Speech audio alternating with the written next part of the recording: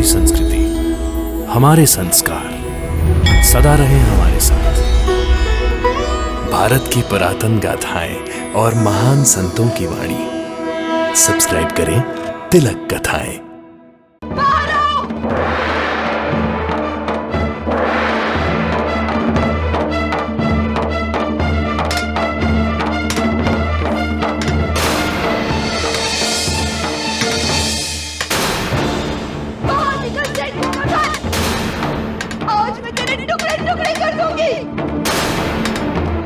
जमीन हड़प करते हो,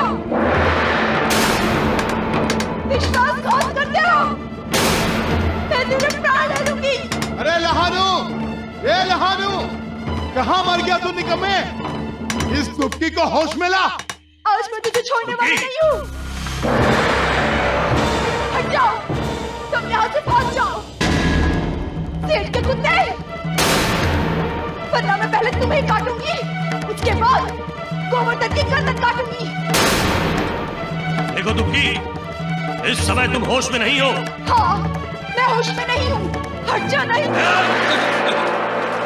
अरे अरे लहानू, पीछे क्यों हट रहा है? गोवर्धन सेठ, बाहर आओ।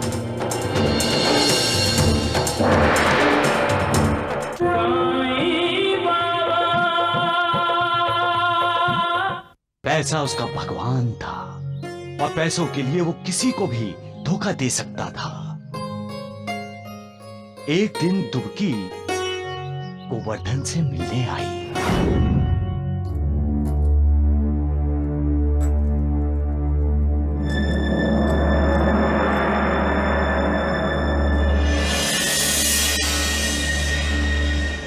नमस्ते सेठ जी।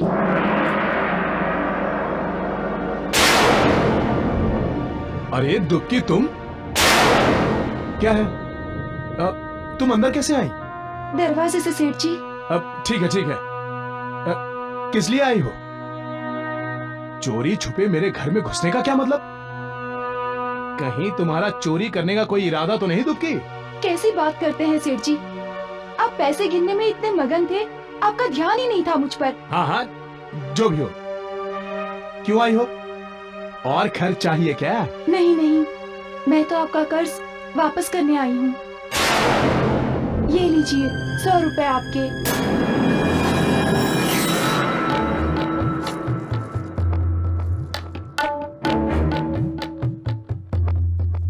100 रुपए? पर तेरे पास 100 रुपए आए कहां से दुबकी? देवी माँ ने दिए हैं। अब ठीक है ठीक है।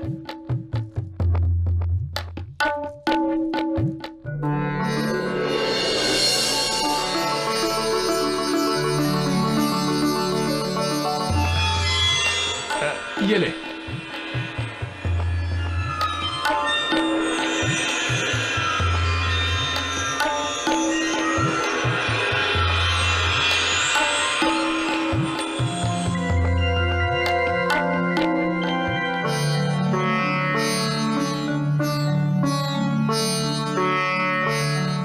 मैं आपका ये उपकार कभी नहीं भूल सकूंगी भाभी जी। ठीक है, खड़ी क्यों हो? जाओ अभी, जाओ।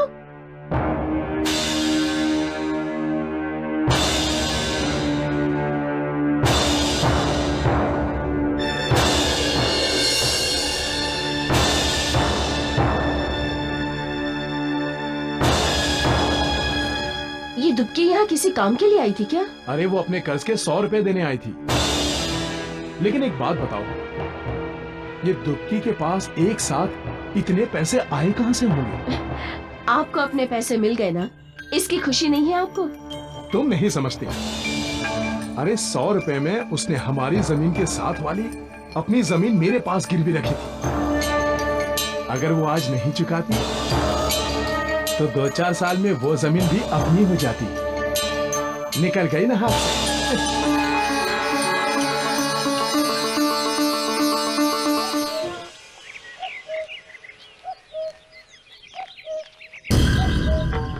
नमस्ते सेठ जी। अरे तुक्की, क्यों बिल्ली बनकर मेरा रास्ता काटकर अपशगुन कर रही है? सेठ जी, मेरी मदद कीजिए। मुझे पैसों की सख्त जरूरत आ पड़ी है। अरे पैसे क्या पेड़ पर उगते हैं? हैं? और तेरा क्या भरोसा, पैसे लेकर भाग गई तो भी आपका कोई नुकसान नहीं होगा सेठ जी। आप बिना लिखा पढ़ी तो मुझे पैसे देंगे नहीं, जमीन तो गिरवी रखवाएंगे ही। अगर मैं भाग भी गई तो मेरी जमीन तो नहीं भागेगी ना सेठ जी। कितने पैसे चाहिए? 200 रुपए सेठ जी। 200? उस बंजर पथरीली जमीन के 200 रुपए नहीं मिलेंगे। ऐसा मत कीजिए सेठ जी, ऐसा मत कीजिए सेठ जी। आप जितना चाहे ब्याज ले लीजिए, पर मुझे 200 रुपए दे दीजिए। आपका मुझ पर बहुत एहसान होगा, भगवान आप पर खुश होंगे। 4% ब्याज लूंगा तो मैं अपने आप पर बहुत खुश होऊंगा। स्वार्थ जब इंसान के मन पर हावी हो जाता है, तब इंसान परमार्थ के बारे में नहीं सोचता, सिर्फ अपने बारे में सोचता है। वो यही देखता है कि उसका भला कैसे हो, और अपना भला करने के चक्कर में वो दूसरों का बुरा करता है। पैसे की चमक से इंसान इतना अंधा हो जाता है कि इस चराचर में समाया हुआ मालिक का अस्तित्व उसे दिखाई ही नहीं देता। वो इतना निडर हो जाता है कि अपने स्वार्थ के लिए वो दूसरों को नुकसान पहुंचाते हुए डरता भी नहीं। यहां तक कि उसमें भगवान को अर्पण किए हुए पैसे चुराने की हिम्मत आ जाती है। वो अपने संस्कार भूल जाता है, और जब इंसान अपने संस्कार को भूल जाता है तो उसकी गिरावट, उसका अधोपतन शुरू हो जाता है। संस्कार वो है जिससे इंसान के मन में पाप और पुण्य का बोध होता है। जिसे पाप और पुण्य में कोई अंतर दिखाई नहीं देता, वो पाप करने में अपनी उन्नति, अपना उत्कर्ष देखता है, और आखिर में पाप के कीचड़ में रंग जाता है। एक दिन दुबकी अपनी गिरवी रखी जमीन पर काम करने गई।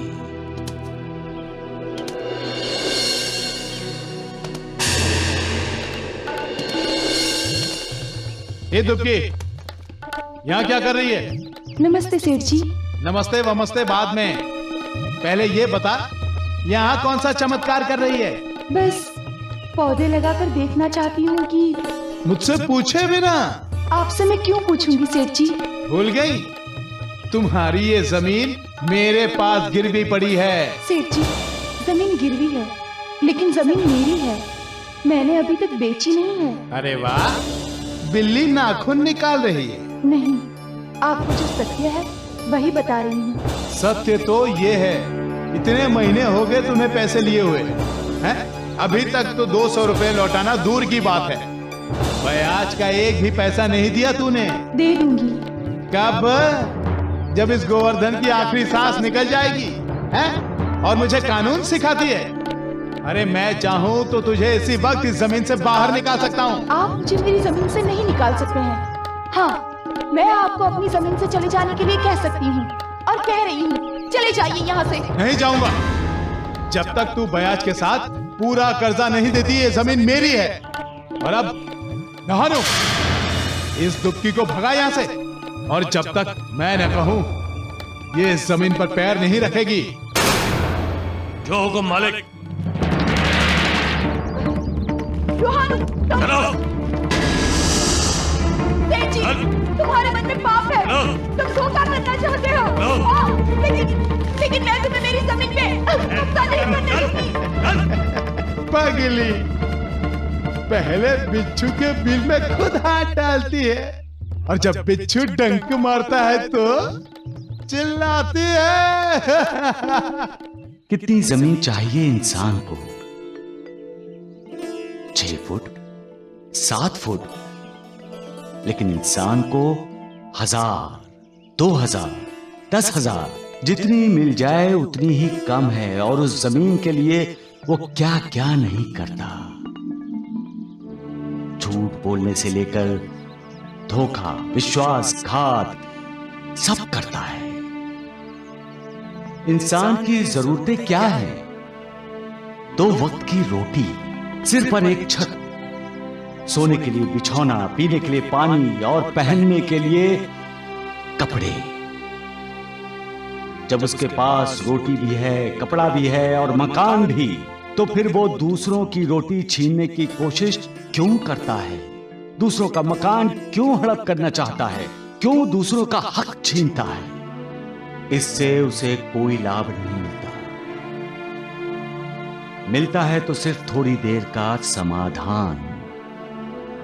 वो ये नहीं जानता कि वो अपने लिए शत्रु पैदा कर रहा है। वो ये भी नहीं जानता कि वो बद्दुआएं ले रहा है। इंसान को दोस्त बनाना चाहिए, दुश्मन नहीं। लोगों की दुआएं लेनी चाहिए, बद्दुआएं नहीं। और लोगों की दुआएं तब मिलती हैं जब इंसान स्वार्थ त्याग कर लोगों के लिए काम करता है, उनके काम आता है, परमार्थ करता है। गोवर्धन तो ये सब भूल गया था, स्वार्थ में अंधा हुआ था। इसलिए दुक्की जैसी गरीब विधवा औरत की जमीन छीन ली थी। दुक्की के रूप में उसने अपना एक दुश्मन पैदा कर लिया था। उसी रात दुक्की हाथ में कोयता तापी लेकर गोवर्धन पर हमला करने निकली। गोवर्धन सेठ, बाहर आओ! सेठ गोवर्धन, बाहर आओ! बाहर आओ!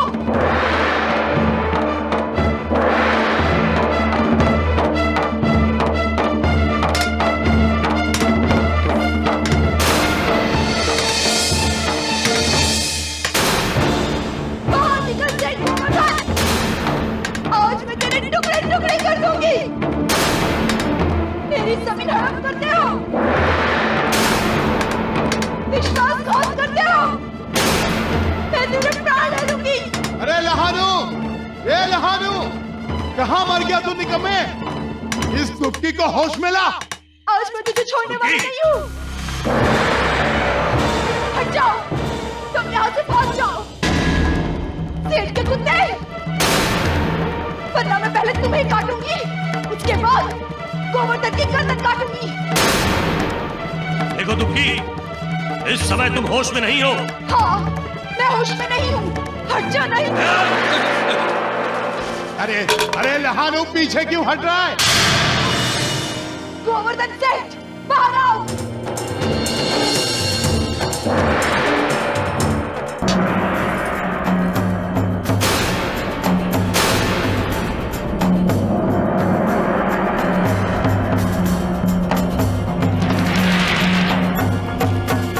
लुहानू, दुक्की, ये क्या तमाशा है?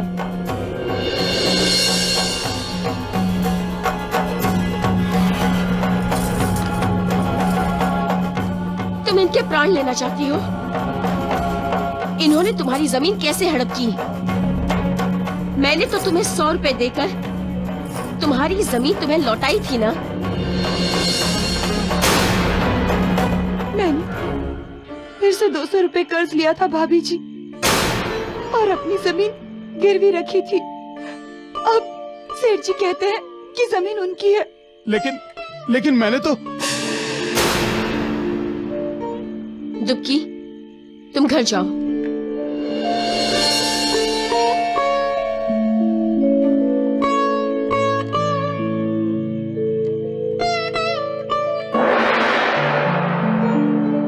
लुहानू, दुक्की की जमीन पर अगर तुमने पैर रखा तो मैं तुम्हारे पैर तोड़ दूंगी। जमीन दुक्की की है और दुक्की की ही रहेगी। किसी ने भी दुक्की के साथ बुरा व्यवहार किया तो मुझसे बुरा कोई नहीं होगा। दुक्की की सुनीति पर श्रद्धा थी, विश्वास था, परंतु गोवर्धन के दिल में सिर्फ स्वार्थ था और हर किसी के लिए अविश्वास।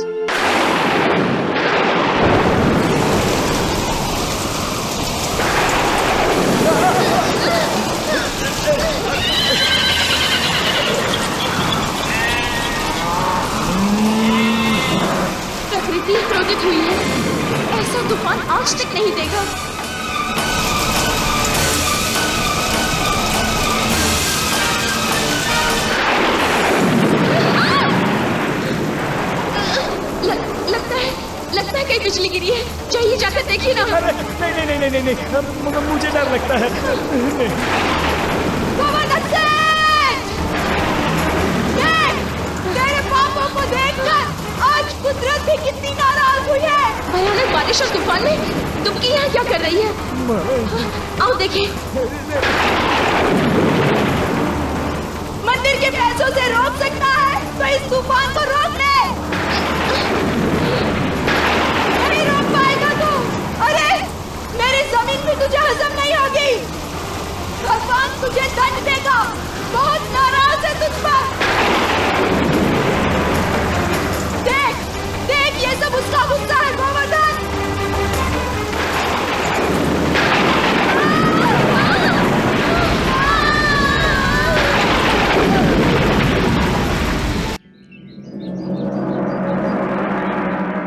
बिजली गिरने के बाद क्या हुआ बाबा?